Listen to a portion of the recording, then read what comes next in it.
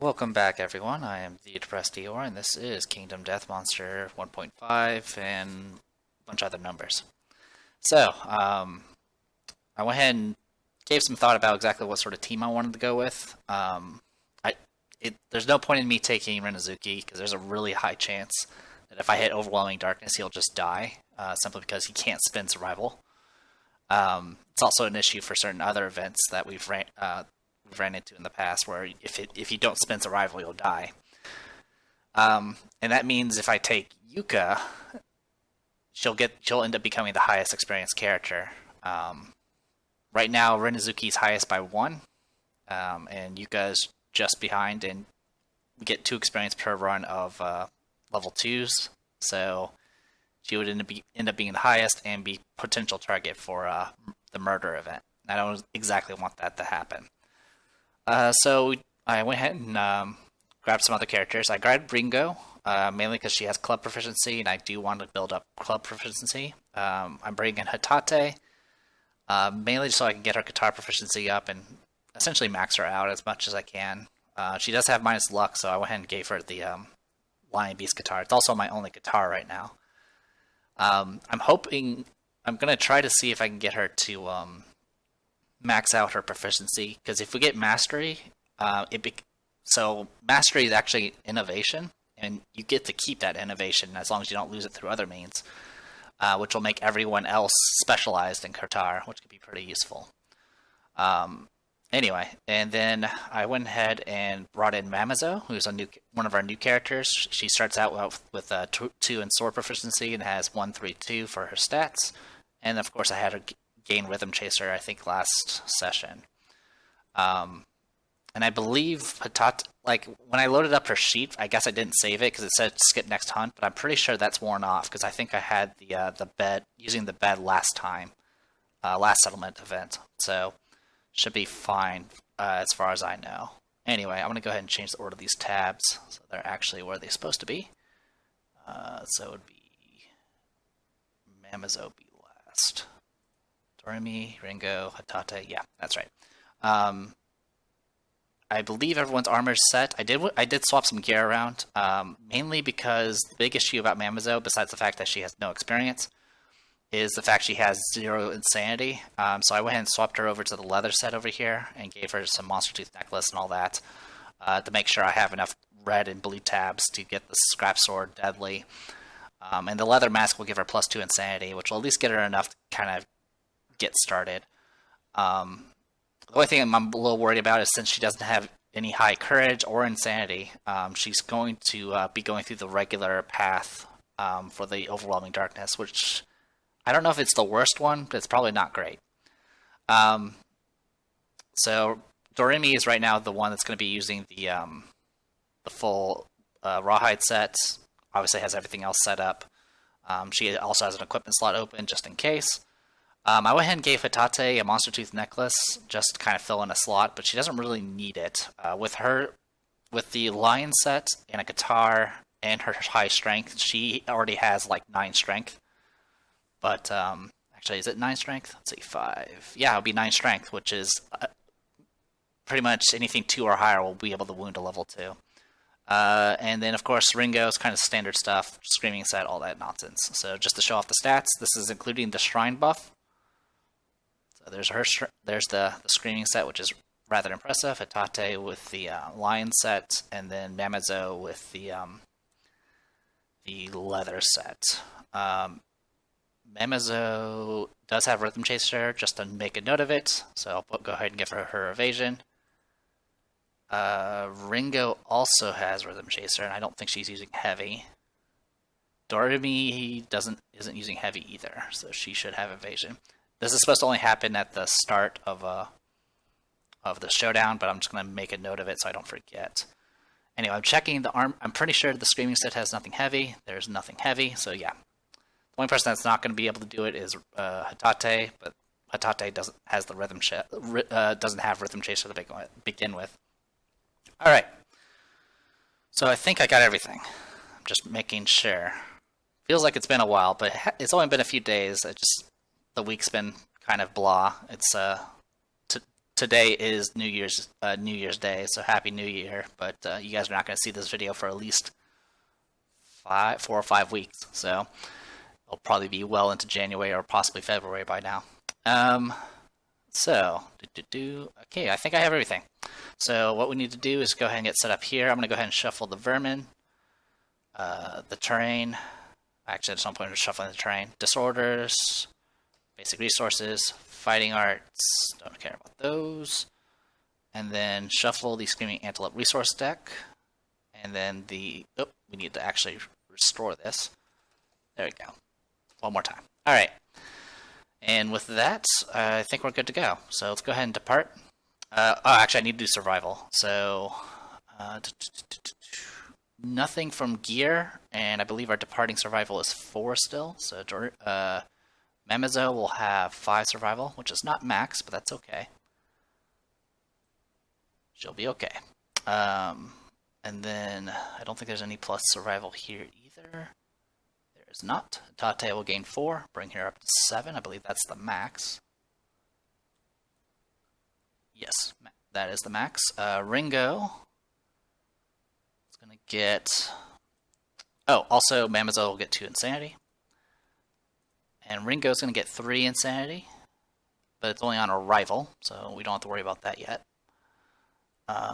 2 survival from the Drydecanthus, and that is it. So that'll give us 6 survival, which will max her out at 7.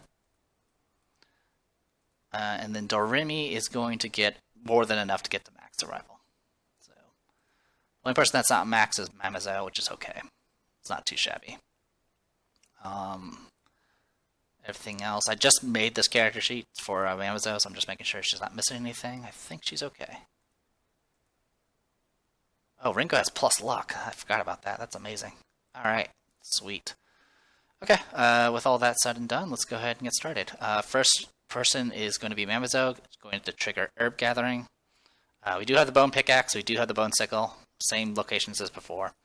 So I'm going to go ahead and just roll 40-10 on everybody, as just like before. So Doremi, Ringo, Hatate, Mamazo. No duplicates, no duplicates, no duplicates, and no duplicates. Let me check that again. Yeah, that's clear. That's good to go. Okay, so that is 45, 58, 84. I think that's right.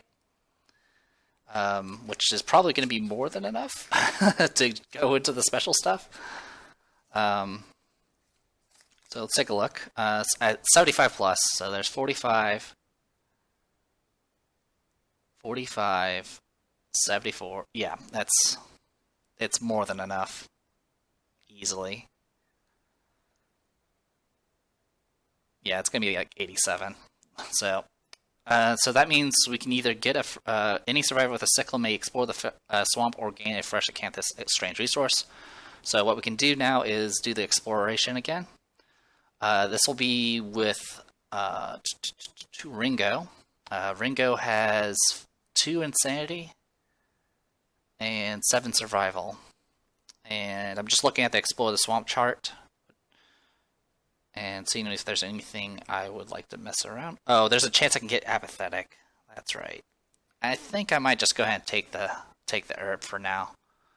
I think that's really probably what I want. So that's what I'm going to do. I'm going to take a fresh Acanthus. So fresh Acanthus. I mean, it's a 20% chance I can get Apathetic. I can also remove all other disorders. Is there any other disorders that matter? I'm just kind of looking over it, seeing if there's anything else of note. If we had Almanac, we would be able to roll twice and take the best.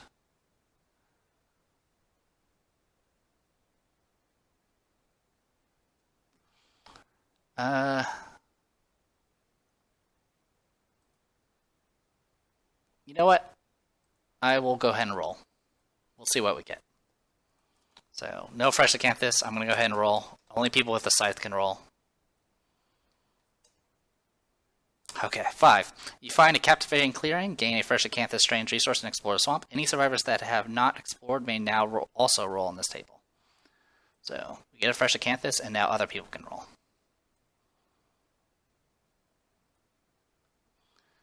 So there's our fresh acanthus. I believe that's right. Yep.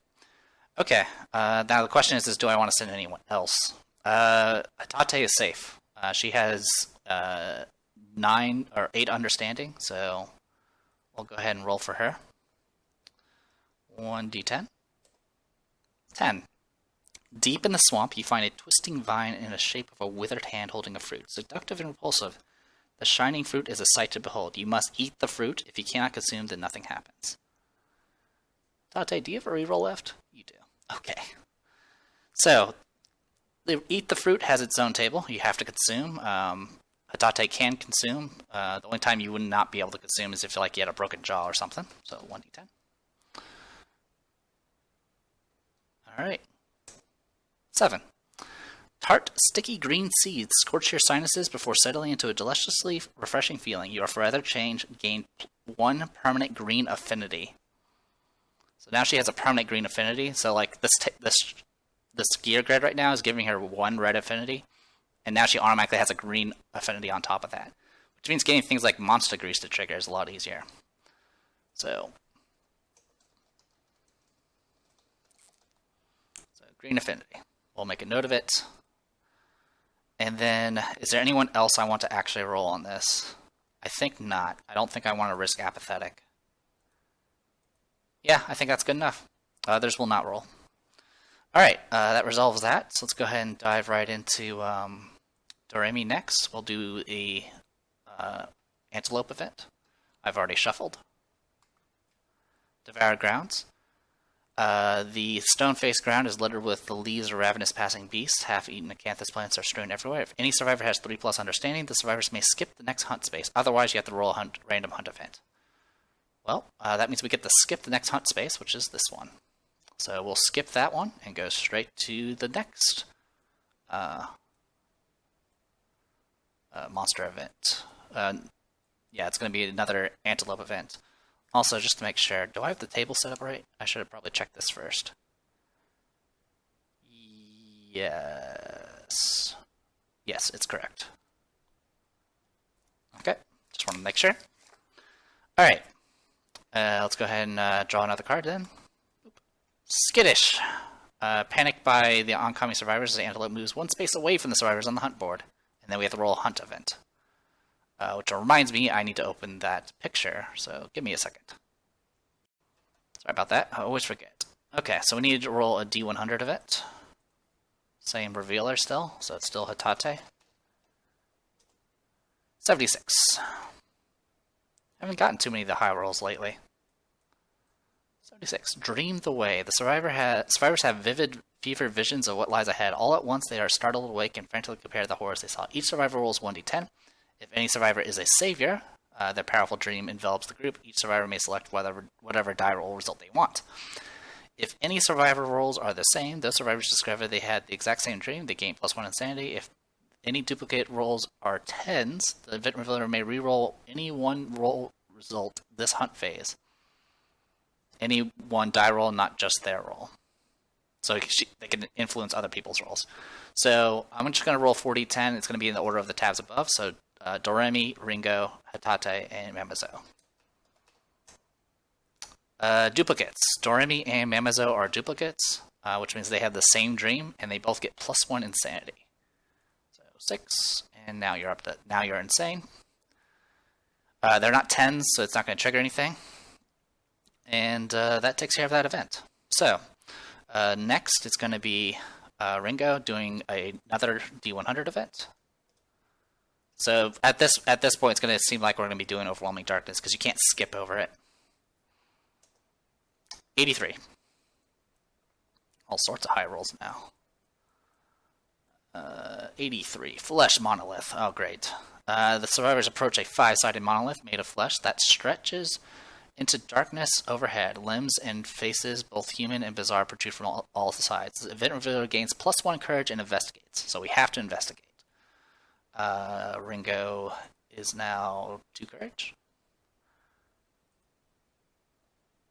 And then I need to roll 1d10. No other... I don't think I have any other things that give bonuses to investigate. Nope, I'm a tinker, so no. Roll 1d10. 3. Not the best roll. Okay, so obviously we want to avoid the... So I have to spend one sort of hands and tentacles... Sorry about the resolution, as always. Hands and tentacles grasp at you. Spend one survival to wriggle away or treat this result as if you rolled a 1. A 1, of course, is it screams to life, grabs hold of you. They join your body parts together. Essentially, you become part of the monolith. And it just messes with a bunch of people. But if the settlement has survival of the fittest, you could fight off the monolith, and you'll lose your you'll lose an arm, but you'll gain +1 permanent strength. All other survivors in all will gain +3 insanity and +1 courage. So this is with Ringo. Ringo has a Dridecanthus, which means that will get absorbed. For those who don't remember, when you suffer a severe injury, ignore it and archive this card instead. So I can choose to not spend the 1 survival, get +1 permanent strength on Ringo here, which will bring her up to freaking 5 strength, and then everyone else will get 3 insanity and 1 courage, which is a lot, and everyone's insane anyway. But +1 courage would also get Doremi prepared, and trigger bold, and it will trigger see the truth. The only thing is that I don't exactly want to see the truth to... Do I want it to trigger now? Be a bit messy. So see the truth, I believe, will make you go get blinded as a severe injury, and she doesn't have a Canthus plant because we used up some of them. But I think I'm still going to go ahead and do it anyway and just take the blinded. It's not the end of the world. If she gets blinded twice, she'll have to retire, which is okay. It's not the end of the world. So yeah, I think I'll go ahead and burn the Canthus plant. Or the Dridecanthus specifically.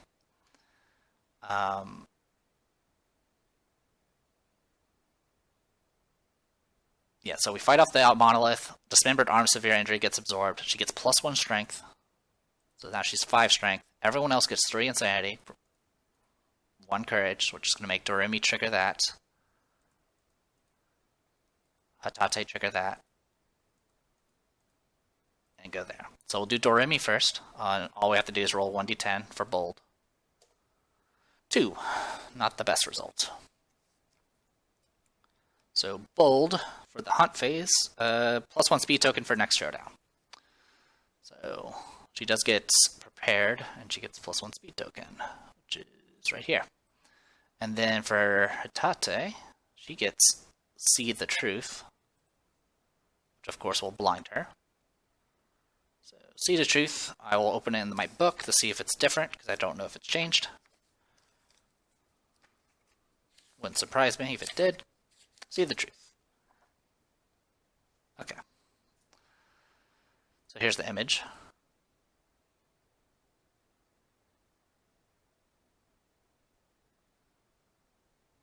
Alright. And then see the truth. It might be a little bit different, I'm not entirely certain. But the greatest courage is achieved when past and future are abandoned. The void that remains is a dark, endless well of strength. Fear and pain are your nourishment, and you will feast. You suddenly recall meeting a strange masked man who, for a moment, opened your second eyelids. What you saw filled your mouth with the taste of your own death. Suffer the blind severe head injury, and taste death. If you're already blind, do not suffer it again. So it at least won't force a retirement. So she's going to get blinded, which, let's go ahead and pull up the blinded severe injury. We have to follow it. So, blind. Lose an eye. Suffer -1 permanent accuracy. And the injury is permanent, can be recorded twice. Okay, so Tate will become blind, which will give her -1 accuracy, which kind of sucks. And she technically does get this. Now, real quick question. Oh yeah. And we don't have to worry about the hematobia, or not hematobia. What's it called? Hemophobia, because we're not in a showdown right now. Okay. Anyway, I need to roll 1d10.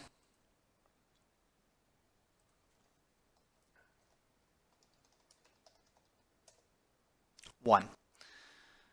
Alright. It might be different, but we'll check. When your second eyelid's open, the veil of darkness was lifted. You recall looking to the sky and viewing a horizon of titanic faces. Each face is different and peers at a different part of your body. Death was upon you, and a strangely sweet flavor swirled around in your mouth. Gain the weak spot disorder and the following ability. Sweet Battle. Once per round, you may surge without spending survival. If you do, the action must be used to activate a weapon. That is awesome. So we get Sweet Battle. We do get Weak Spot. Oh.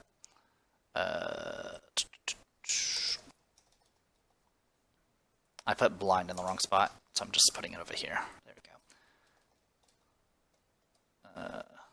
Be Weak Spot here. There you go. Alright, I'll roll a 1d6. Legs, I believe. Yeah. So, weak spot legs, so she can't depart unless she has armor on her legs, which I'm going with full armor set at this point, so it's not a big deal. Alright, that resolves that. That should be everything. So there you go. See, she's maxed out on courage. Good to go. Alright. And then after that, it's Amazo again, doing another hunt event. So D100. Just making sure I didn't miss anything else, because that was a lot, I know. Alright, hopefully me losing that Drydacanthus is not going to bite me later, but we'll see. 99. Holy cow, the numbers. Alright, oh, the Porculus. Okay. The survivors approach a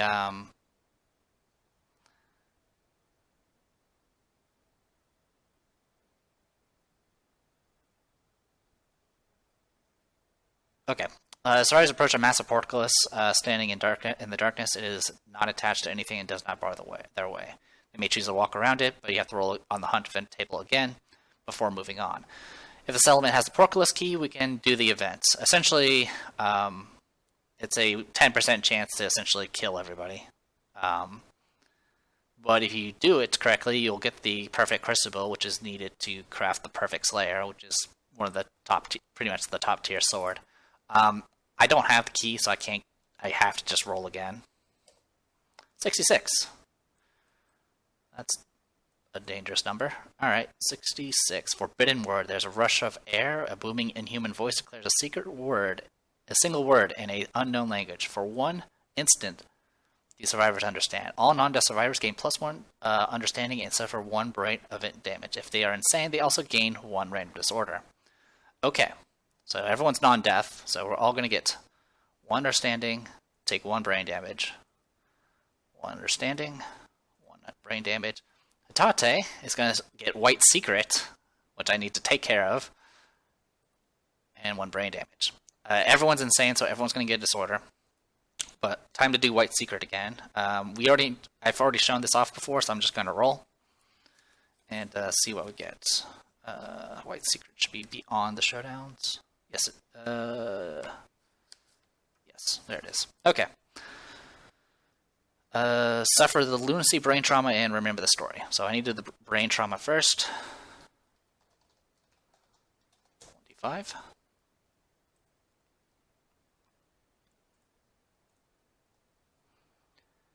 Alright. Yeah, gain a range of disorder and 1d5 insanity. So she gains 3 insanity, bring her up to 13, which is a bit dangerous. If she hits 20 and we finish the Screaming Antelope, it's going to kill her. Alright, and then I need to roll 1d10 for her. Well, first I need to give her her first disorder. So, first disorder. Anxiety. At the start of each showdown, gain the priority target token unless you have stinky gear in your gear grid. You are afraid of being afraid, you're a nervous wreck, and the monster can smell this in your scent. Okay. Anxiety. And then I'll roll 1d10.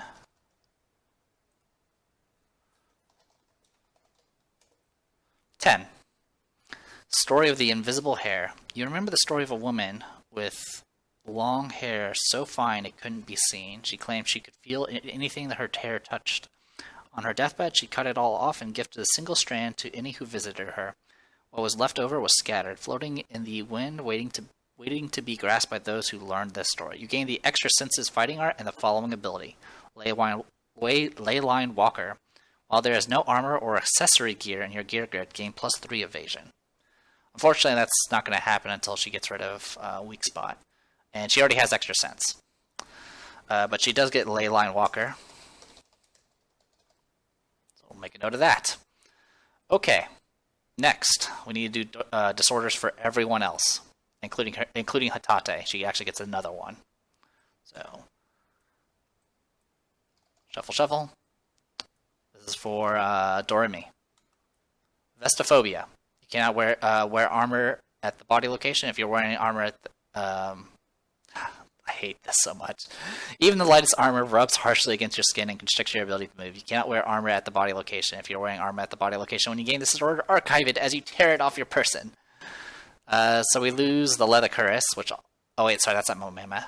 That's it's Doremi. So we lose Rawhide Vest, which isn't the worst. Could have been worse.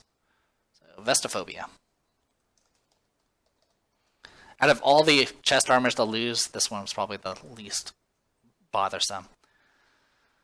But still sucks, because now it breaks pretty much ruins her +1 evasion. But that's okay. It also means that her armor in the chest is now this, and she doesn't have a full armor set anymore, so she loses all. Actually, yeah, I think that's how it works. I'm not entirely sure how that would play out, but in any case, we still have the shrine and what armor pieces that she still does have left. Anyway, also she won't be able to potentially save her survival points anymore because she doesn't have the full set. Okay, so that was Vestophobia. Next is Ringo. Shuffle. Okay, that's the same freaking thing. You're killing me. Thank you. Honorable. You believe in honor and fairness when conducting yourself on the battlefield. It is these strong principles that have kept you alive, and you will not abandon them under any circumstances. You cannot attack a monster from its blind spot or if it is knocked down. Alright, Ringo is now honorable.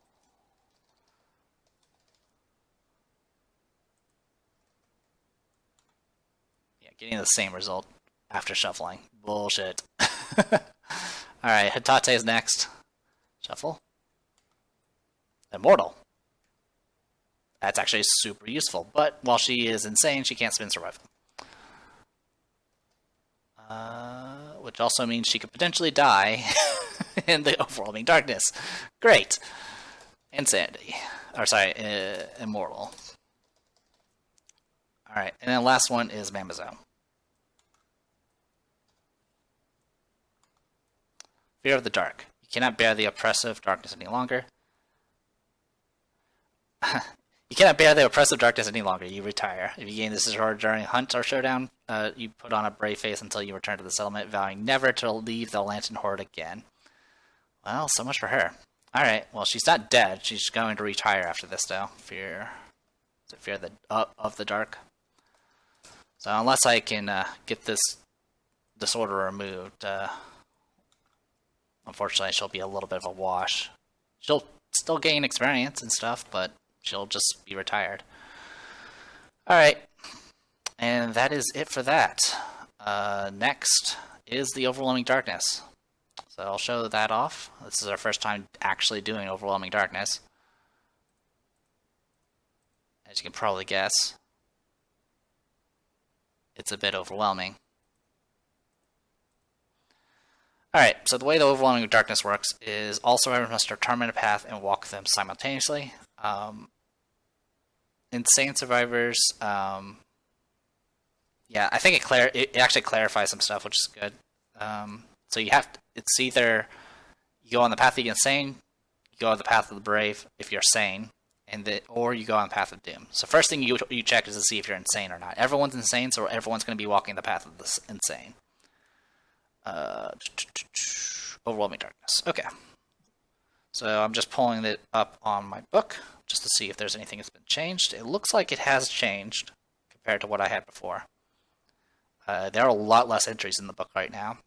Just to kind of show, it has 1 through 3 still, 4 through 6, 7 through 9, and 10 plus now. So 1 through 3 is you have to spend all your survival or die.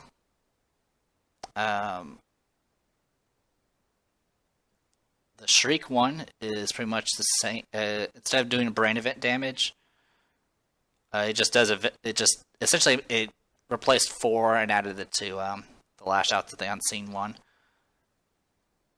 In fact, there's no lose all insanity anymore. That's nice. You no longer get a random disorder. You can get post-traumatic stress though. Oh, you can set your insanity to 1, and then there's a chance you can get crab spiders. Alright, so I'm going to go ahead and close this just so there's no confusion. All survivors, yeah, so we read all that. So, like I mentioned, the book is a little bit different. So I'll be rolling 1d10. I'll go in order. I'm just going to do 40-10, and I'll be going in the order of the... actually, I'll go one at a time, just in case I have rerolls. Doremi is going to go first. She is insane. I believe that's not changed. Just going to make sure. I thought... Oh, Ringo's not insane. Oh, that means Ringo actually goes on Path of the Doomed, which is not much better.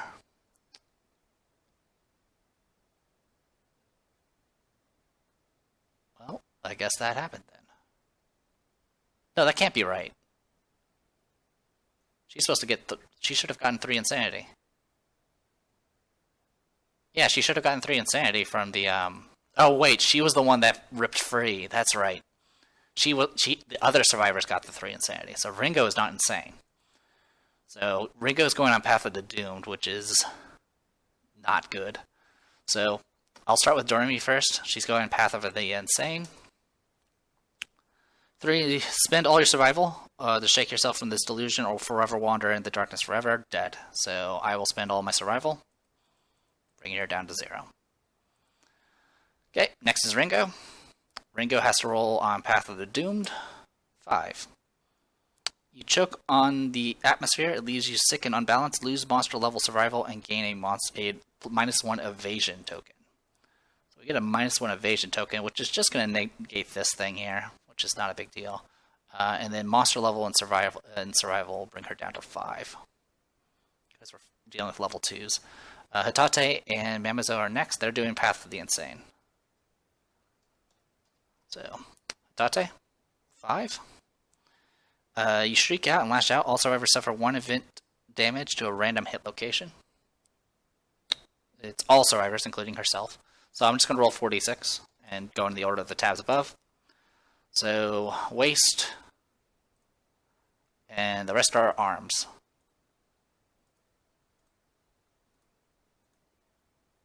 Okay. And then last is Mamazo, going on Path of the Insane. 4, same thing. Arms, head, and chest. Head, chest. Okay, and that's it. That was Overwhelming Darkness. We actually got through it. Biggest loss was losing all the survival, of course.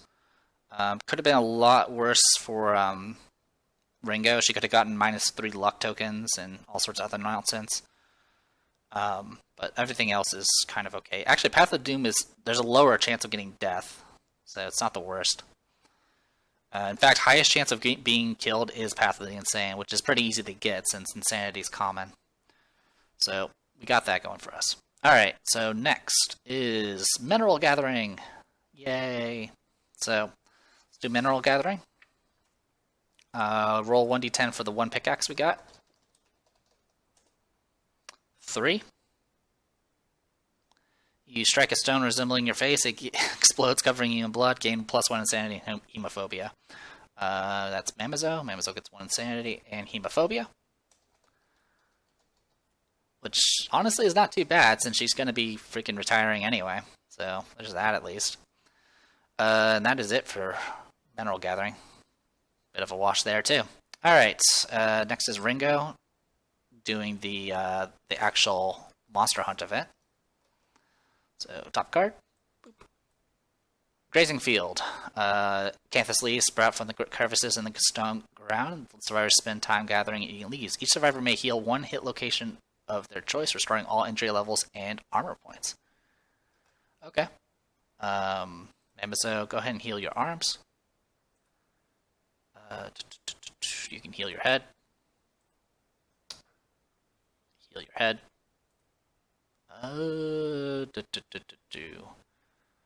Heal your waist. Actually, arms. That should be it for that. And then, yeah, 1 location. If any survivor has a sickle, gain 1 fresh acanthus. So we do have a fresh acanthus. Or sorry, we have a sickle, and so we get another fresh acanthus. So now we have 2. Okay, and then next, I think that's it. Oh, and then we have to roll a random hunt event, so we have to roll it. Usually it's one or the other. 35.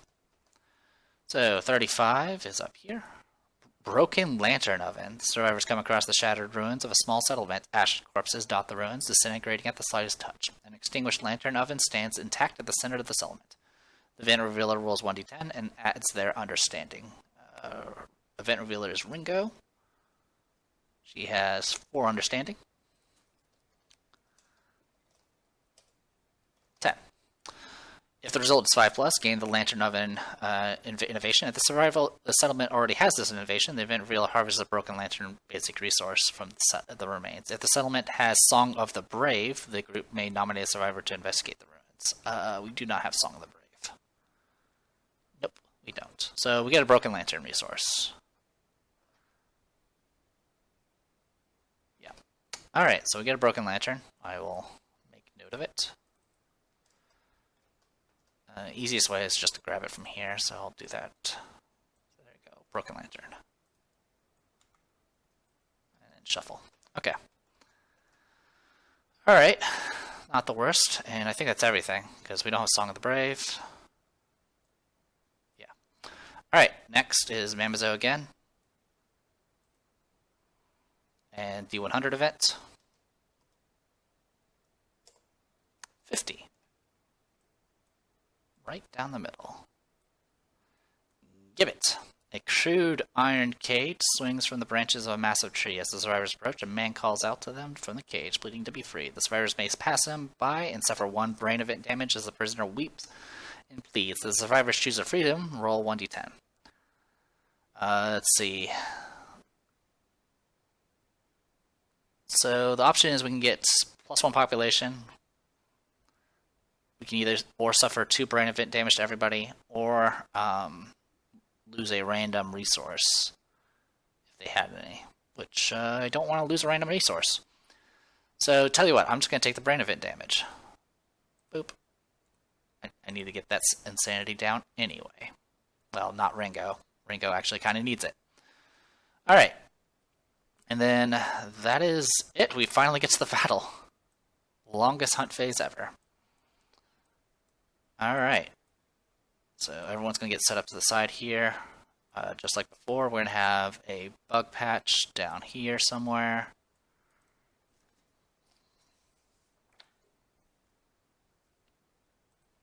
Should be 5 spaces down. We get 3 of these. Okay. Set up on the right side, and then we get to set up this stuff. So, bug spot, acanthus, acanthus, acanthus. Okay.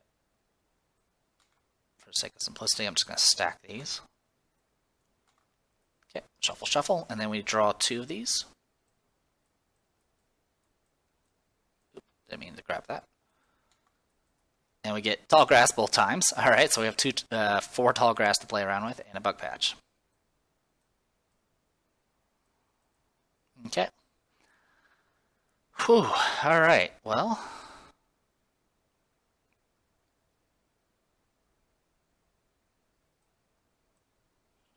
So Ringo is honorable now. Good to know. Alright.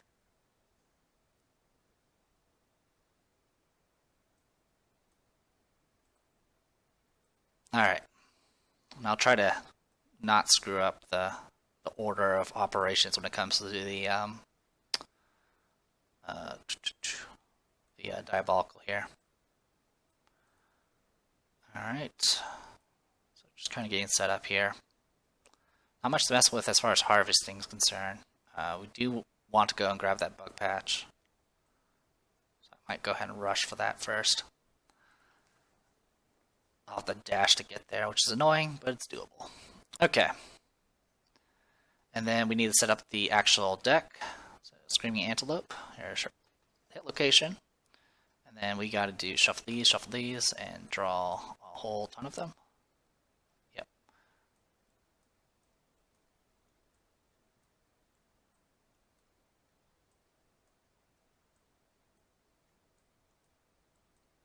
Okay.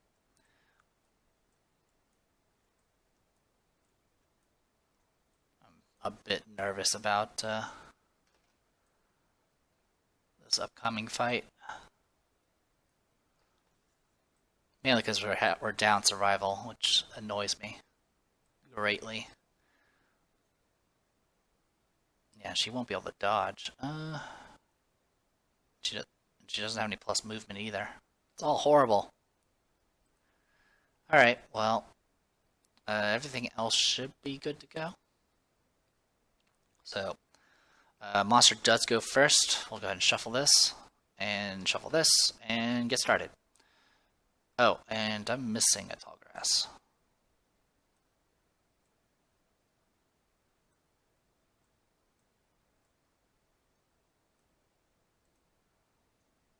Sure, we'll do that. That looks like a layout. Even do something like that. There we go. Alright, monster goes first. Draw top card. Bolt. Closest knockdown survivor, furthest threat in range. Furthest threat in range. This thing has 8 movement. Sorry about that. Let's fix that. Okay, there we go. 8 movement. So, furthest threat in range is nobody. Nobody. So, no target graze. So, it's going to take a step forward. Is that true? Let me check that again. Yeah, that's out of range. Okay. So, boop, and eat. So, just eats, does graze. And then it's going to trigger Diabolical. It's going to do a full move through the target. If there's no target, full move forward.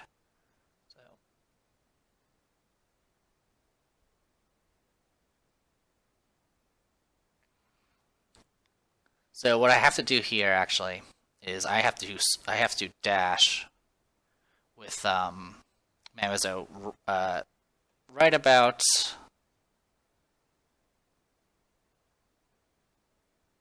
does it immediately end? Yeah, so I have to do it at the end of the turn, so I'm gonna go ahead and just do it now. I don't know, it's like I mentioned before, it's the order of operation is weird, but I'm gonna go ahead and just do this right now to get it out of the way. And that's just gonna be how I play it. So if it's incorrect, I apologize. You're just gonna have to endure. Oh, actually I forgot something. Ringo gets 3 insanity. Because of a rival with the Screaming Legwarmers. I apologize for forgetting that. Alright. In any case, also, I wanted the monster to start facing this way. 1, 2, 3, 4, 5, 6, 7, 8. There you go. And the reason why I'm doing this is because it says it full moves through the target.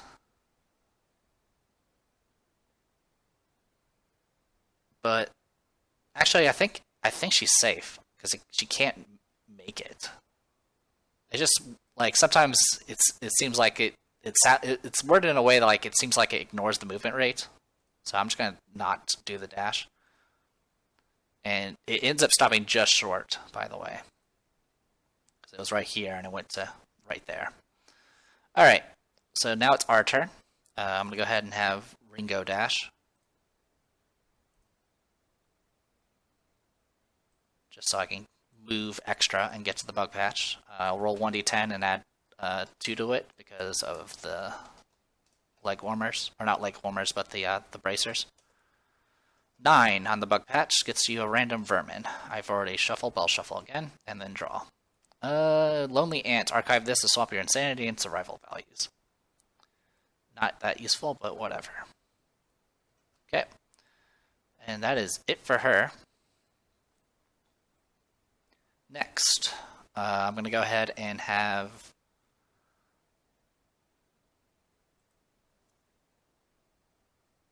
one, two, three, four, five. I'm going to go ahead and shoot an arrow with Doremi. Doremi has 1 accuracy, and arrow is 6, so I hit on 5s.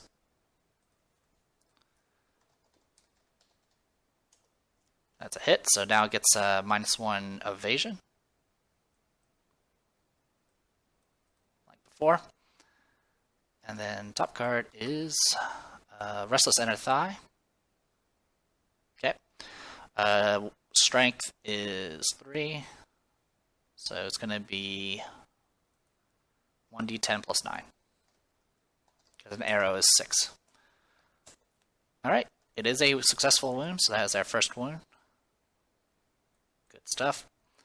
And then the Screaming Antelope will get a -1 movement token. So now it has 7 movement. And this goes away. Alright. Takes care of that. It's now still our move. I'm going to go ahead and move Memizo around. 1, 2, 3, 4, 5. Should be fine. Alright, she's using a scrap sword. She has 1 accuracy, bringing her up to 4. And then the evasion brings it down to 3, and then she's in the blind spot, so she hits on 2s. 2 hits. Okay. Tiny Grasping Hands, and then Gnarled Horn.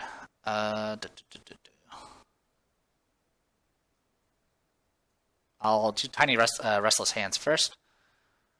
Scrap Sword is 3 strength. She's gaining 2 additional strength from Monster Bone Necklace. And she has 3 strength, so that brings it up to 1d10 plus 8. And she crits on 9s and 10s.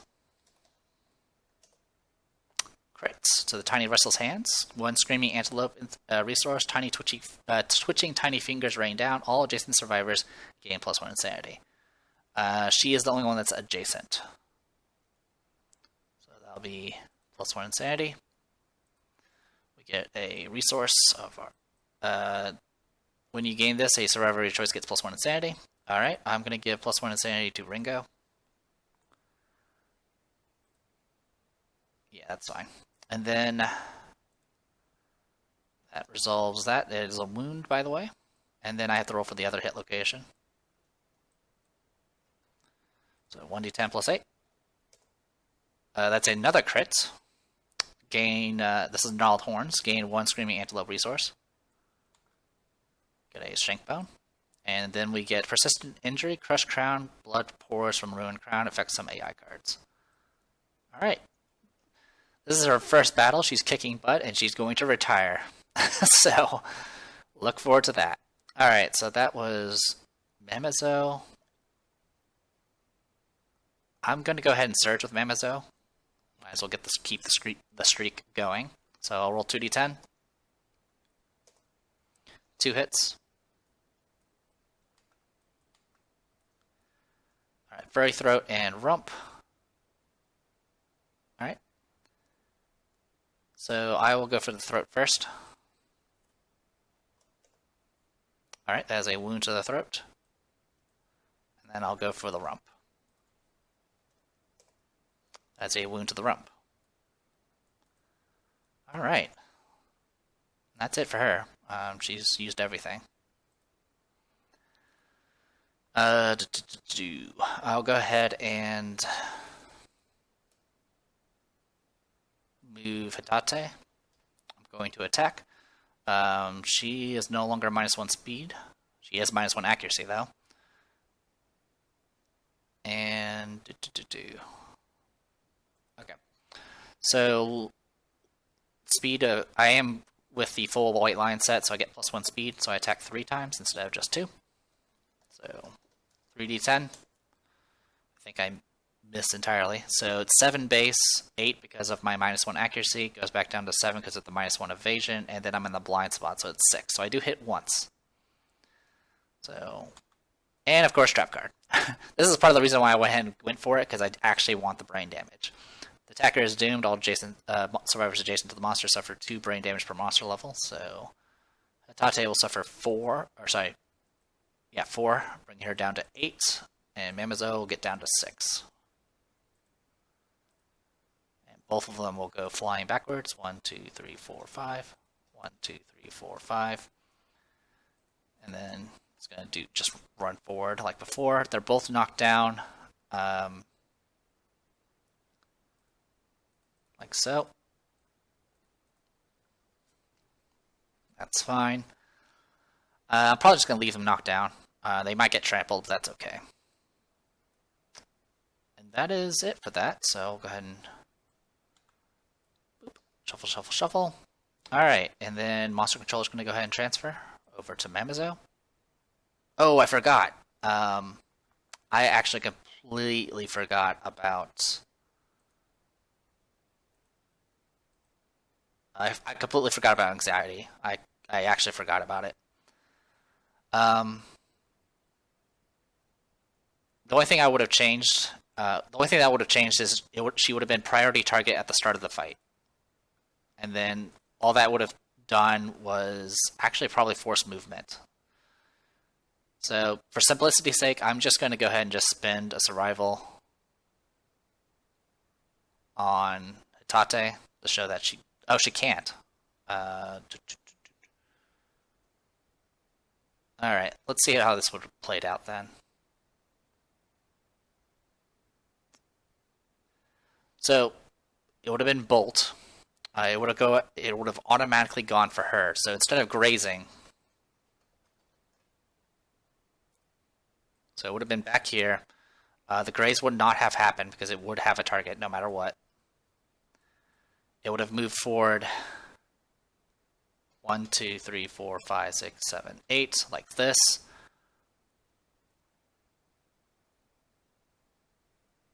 And then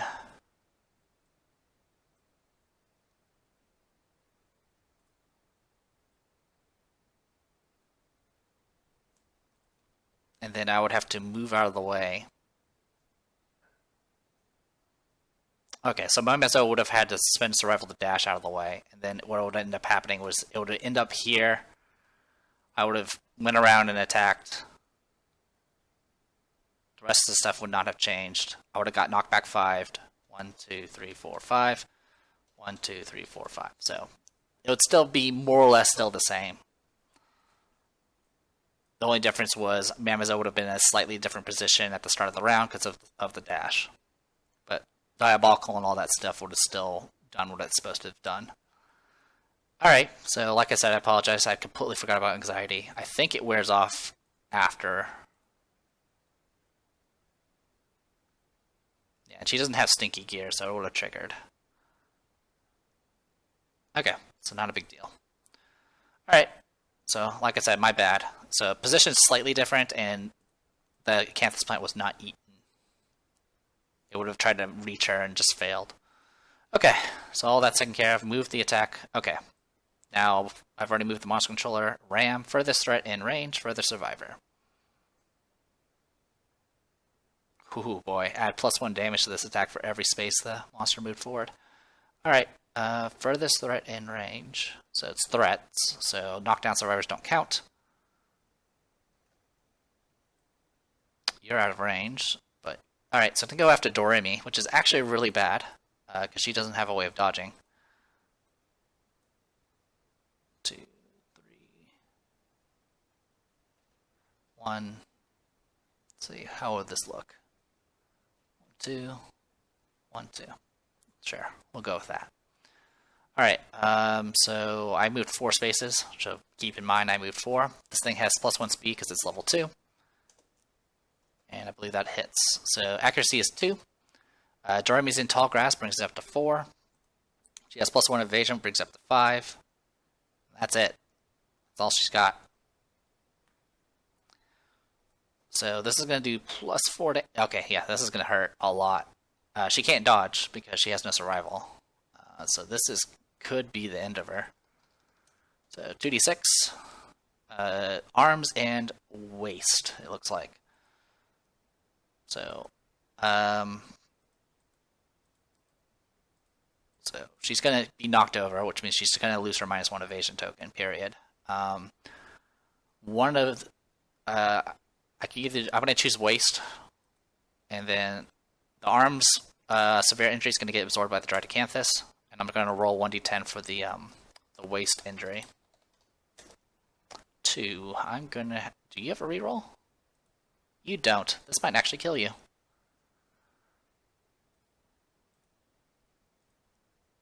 Yep. With your last gasp, you utter final words of bravery. Adjacent survivors gain +1 survival. You are dead. I'm telling you, Bo, it's cursed. They're always screwed. They get screwed so bad. So, yeah, that happened. Let me check one other thing. I believe, does leader do anything when you die?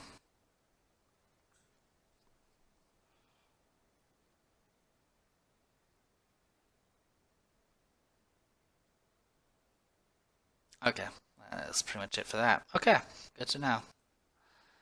So, that's a dead Doremi. We'll get 2 endeavors from her, but yeah, that sucks. I'm telling you, bow is cursed. Like, anyone that becomes, like, that's working towards bow proficiency just dies. All the time, every game. Doesn't matter if it's recorded or not, they just die. But yeah, that was a brutal combo. Like I said, the 0 survival is just so dangerous. Yeah, not much I can do about it. So, bye-bye, Doremi. Boop. Alright, well, at least I have less to keep track of. Alright, so now it is our turn. I fell over during the previous round, so they do get up. And that's it. God, that was brutal. So yeah, it did 6 per hit, 2 base, and then 4 because of the movement. All right, well, it is now our move. Next round I was literally going to move and start grabbing acanthus plants, but that did not happen. So, okie dokie then. So for this, it's our move. Kind of trying to figure out what exactly I want to do now. Oh, also I gotta do diabolical. So it went 1, 2, 3, 4, 5, 6, 7. All right. With that said and done, let's go ahead and dive into this. 1, 2, 3, 4. Do I want to do it that way? 1, 2, 3, 4, 5. Search the plant. 1d10 plus 2. Or sorry, 2d10 plus 2 because she has scythe. So 11. That will get us a acanthus plant, so that'll get us up to 3. We're going to need them because we're completely out of them now. Alright, and then that'll be it for her. I'll remove the plant. Did I shuffle? I'll shuffle just in case. Alright, and Hatate, I need you to actually get a hit in. So do me a solid, please. 3d10 hits on 6s. Yeah, hits on 6s, blind spot, and -1 evasion. And just in case, I'm gonna check the armor set bonus. Yeah, +1 speed, +2 guitar, +2 strength when using daggers or guitars. I have never used daggers ever. Only 1 hit. Muzzle. Okay, I'll roll 1d10.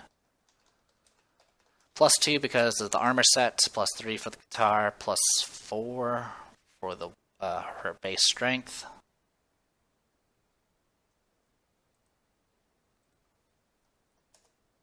That is a wound, so she gets her guitar proficiency. Good for her. Next, I can't do anything else because she can't surge or anything like that yet. She is immortal. All right. Next, it's going to go to Mamizo. Okay, Ringo's the one that's immortal, or is honorable. Sorry. All right. Oh, hemophobia happened, by the way. Hemophobia, by the way, for those who don't remember what that does. During the showdown, whenever a survivor, including you, gains a bleeding token, you are knocked down. Oh, well, no one's gained a bleeding token. The only thing that happened was death. So you're good to go. Alright, good to know. Mamizo, murder. I know you're, like, this is your day of retirement, but you gotta get this done. +1 evasion. Yeah, that's everything. Okay. Oh, she did get knocked down, so she does lose the +1 evasion token. Because of Rhythm Chaser. Alright, so 2d10. Both hits. She hits on 2s. So, yeah, 5, 4 because of accuracy, 3 because of blind spot, 2 because of -1 evasion. So, yeah, hits on 2s. 1 and 2. Alright. There's the spasm and the rump. I'm not too concerned about basic action. So, I'm a little scared of basic action. Alright, I'll go for spasm first. Yeah, I'll go spasm first, why not? 1d10 plus 3 for weapon, 2 from thing, or accessory, 3 from base. As a wound. And then this is going to trigger, it's going to do basic action. It's going to hit these two individuals. I'll start with Hitate first. 3d10.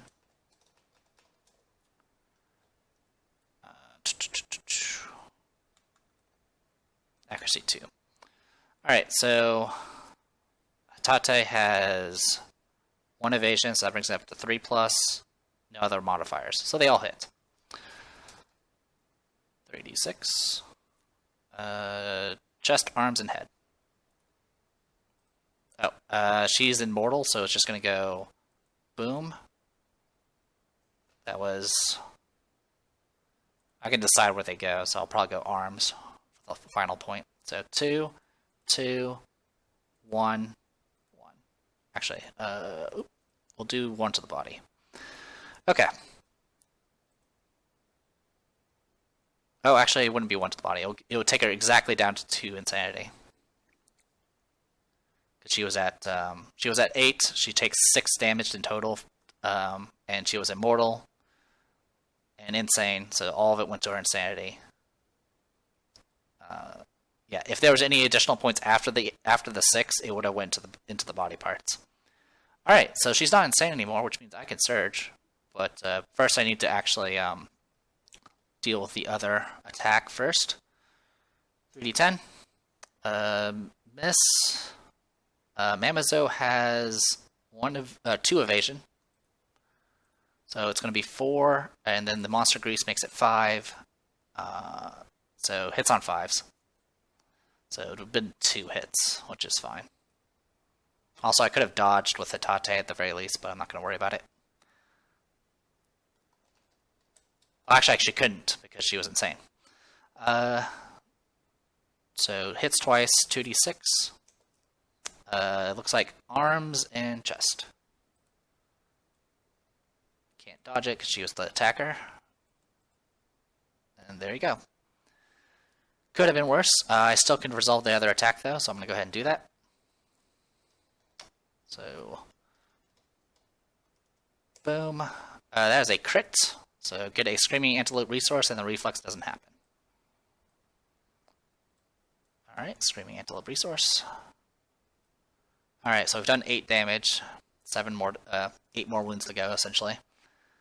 I've already moved. I'm going to go ahead and dash. Get out of there. 1, 2, 3, 4, 5. And then I'm going to surge and take a look at the top 3 cards. Actually, she's not the one that can do that, so never mind. But she'll surge, and no, she's not going to surge. She'll stay right there, actually. All right. Hitate will go ahead and surge because she now she's sane again. And then I'll roll 2d10. Or sorry, 3d10. I hit on 7s now because I'm attacking from the front.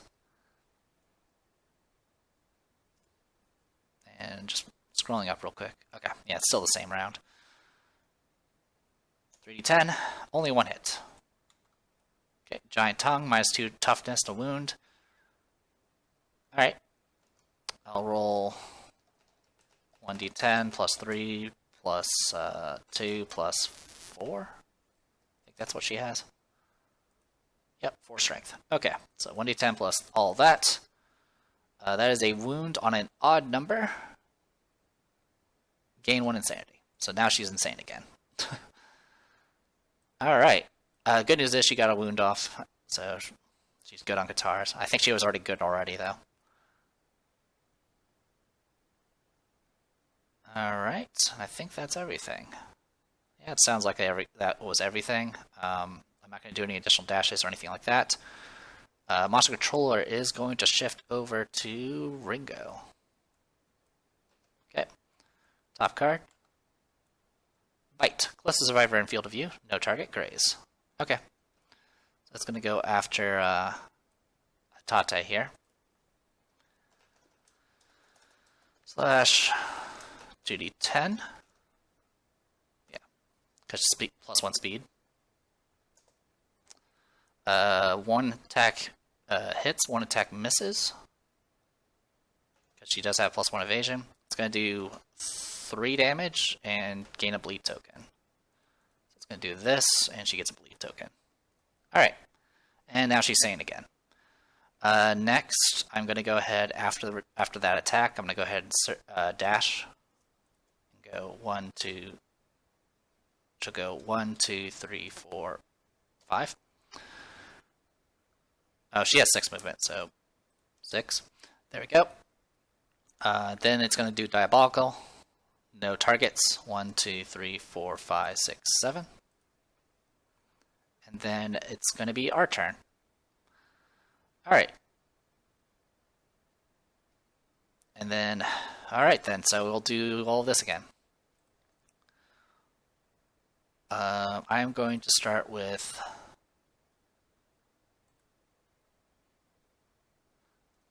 Hitate attacking. She'll hit on 6s because of blind spot. 3 hits. Okay. Oh, also, I keep forgetting that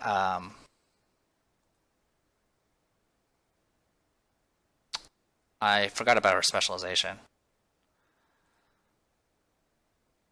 It says cancel the reactions of the first hit location. So instead of gaining the +1 insanity, which would have made her insane, she would not have gained that, and instead she would have dodged. So she wouldn't have taken the damage, which means she wouldn't have gotten the bleed. So, my bad, I keep forgetting about stuff. It's been a rather eventful session, to say the least. Alright, so first hit location I pick, I can ignore the reaction. I don't remember if she had a reaction for the other one, but I'm not going to worry about it at this point.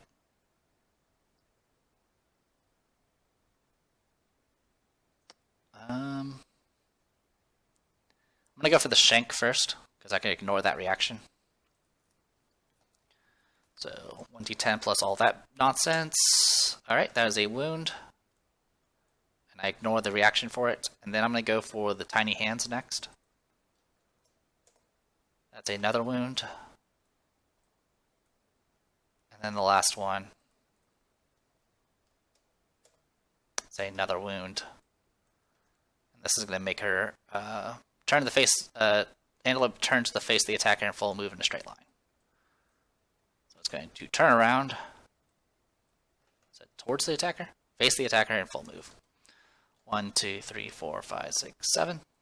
Okay. She's going to take damage and be knocked down. The damage will be 2 to the waist. Okay.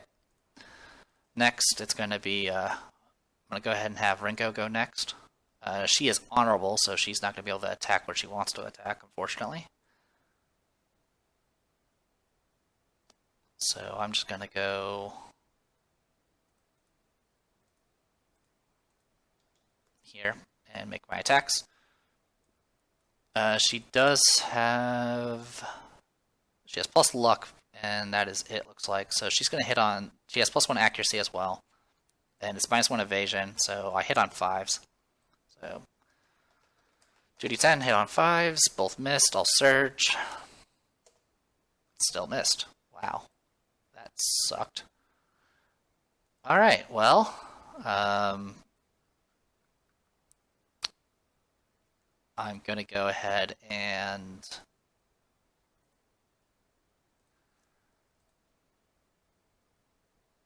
Mamazo is just going to search the acanthus plant she's standing on. 1d10. Of course. 2 damage to the arm. So. And now she's knocked down. Alright. Not the best. Could have went better. Monster controller shifts over to Hitate.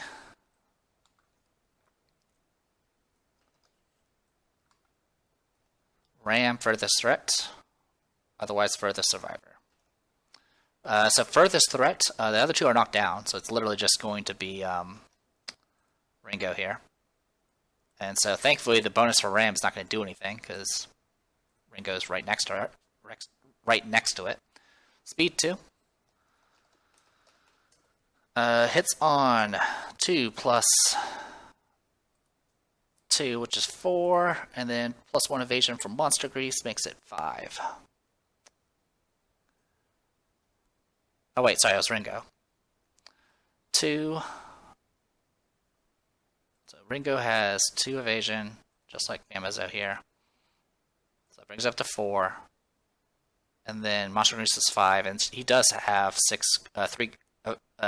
She does have 3 green affinities, so that brings up to 6. So it hits once. She is just going to maybe take it, actually. 1d6. It's going to be to the head. It's going to be 2 damage to the head. No other bonuses, so she'll take it. Let's conserve some of that survival. Alright, everyone else got knocked down during their turn, so they're going to get up. But before I do that, I'm going to go ahead and have Ringo dash to get out of the way. 1, 2. Then it's going to go... Oh, actually... 1, 2, 3, 4, 5. There. It's going to go 1, 2, 3, 4, 5, 6, 7.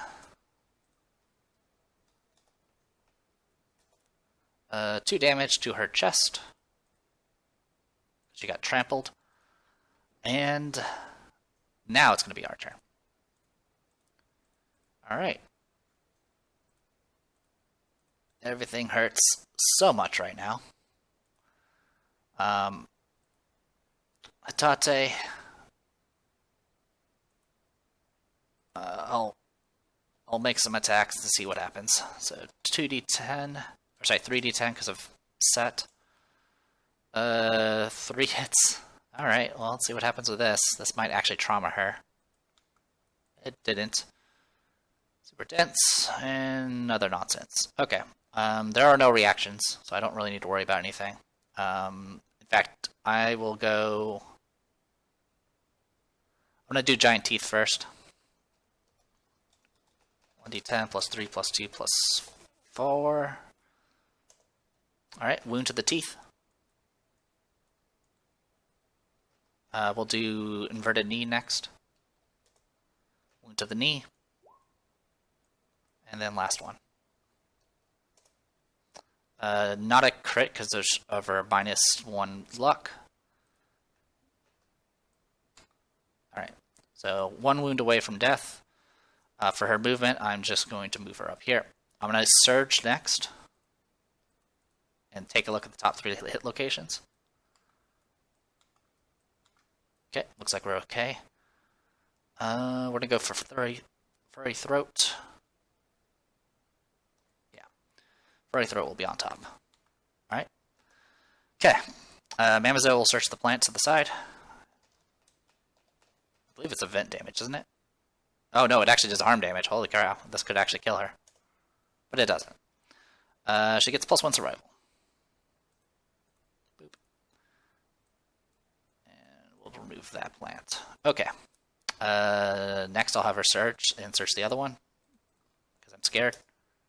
9, thank you. Okay, that'll get her a fresh Acanthus. Just trying to maximize our Acanthus plants. That gets us our 4th. So now we can actually have everyone be protected in the future. Okay, done.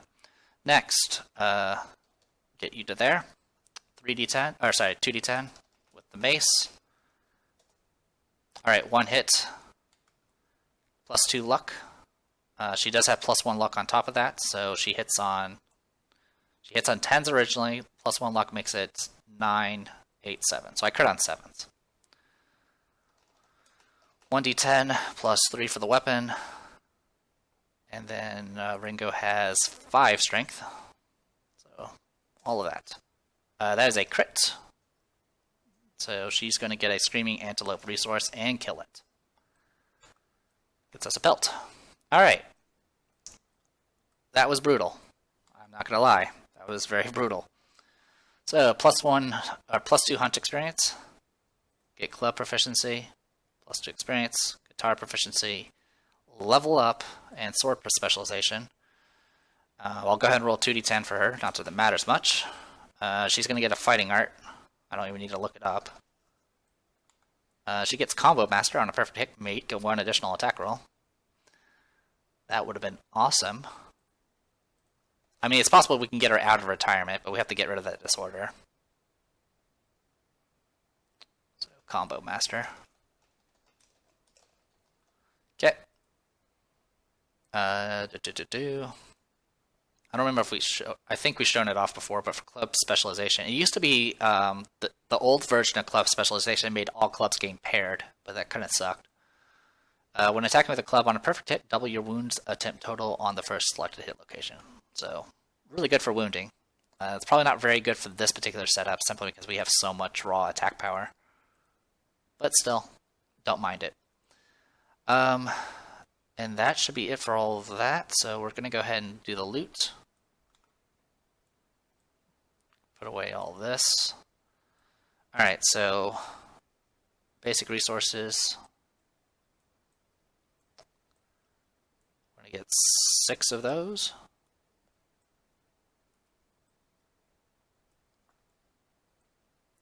And then 7 of these.